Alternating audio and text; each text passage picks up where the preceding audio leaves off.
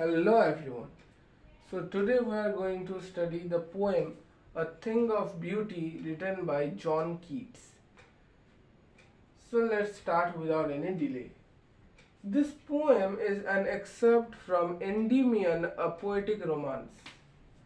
So this poem, The Thing of Beauty, written by John Keats, is an excerpt that has been derived from Endymion, a poetic romance.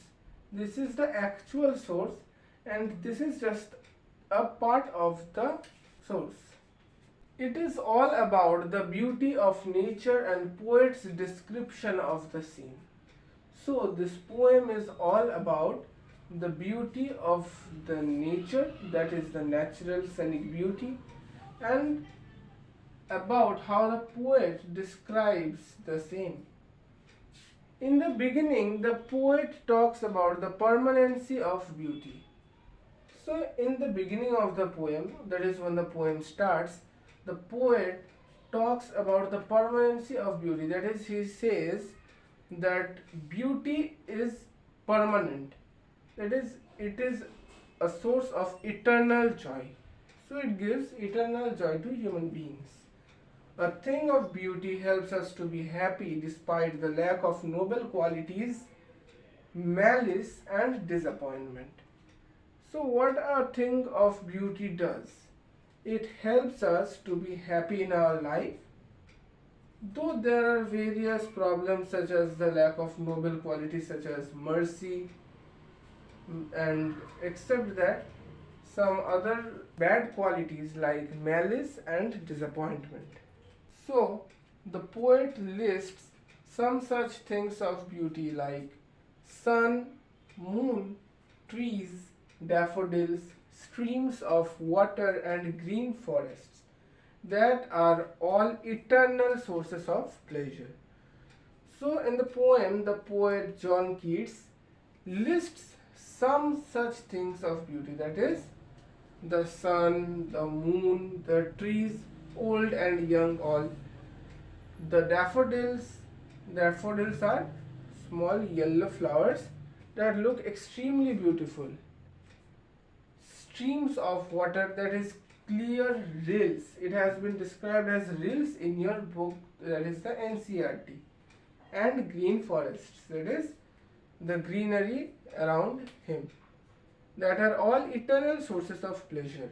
The poet says that all these sources are sources of eternal pleasure. That is, they have no limitation, they are out of bound. The pleasure that they give to the human beings is out of bound. Now, it differs from person to person because of the point of view. Because the poet loves nature so much that he can see love in all these sources. But for a normal human being like I and you, it is very difficult to find pleasure in these things. Well, but the main idea is that a thing of beauty is a beauty forever. So, a thing of beauty may differ for everybody. It may be something for you, something for me, something for somebody else. It may be a person, a place, right? But the main idea is that the beauty is natural and it is forever. That is, it's eternal. Well, so let's proceed. The poet also talks about grandeur of the doom. So what is this grandeur of the doom? Actually, it talks about the death of our ancestors, and even after that we are proud of them. So he says that beauty lies in death as well. So the poet says that beauty lies in death as well, because we feel proud of our ancestors when we hear stories of their heroic and mighty deeds. So the poet says that death has its own beauty, because when we hear stories about our ancestors, about their heroic deeds, their mighty deeds, then we feel proud of them. So the poet thinks, that is, he believes that death has its own beauty, because death has made them a source of beauty for us. Well, so the mighty dead is also a source of beauty. So the poet considers mighty dead a source of beauty. Now, who is this mighty dead? It is the same, that is our ancestors. Well, the poet ends the poem with the conclusion that all beautiful things are like an endless fountain pouring onto us from heaven, sent by God. So, what does that mean? The poet comes to the conclusion that all the sources of beauty that exist on this earth, they are endless fountain. That is, it is just like a fountain that has no end. Why? Pouring onto us from heaven, because it comes to us from heaven. That is, we can refer from here that it's sent by God, so that human beings can remain alive and can enjoy these sources of beauty. So with that we come to the end of the poem. The poem was a very simple one. Now I just want to discuss a few poetic devices as I usually do. So let's start with the poetic devices. So the first poetic device, that is the lines of noble natures of the gloomy days. So this line is anaphora. What is anaphora? Anaphora is a poetic device in which a word or a phrase is repeated to put emphasis on them.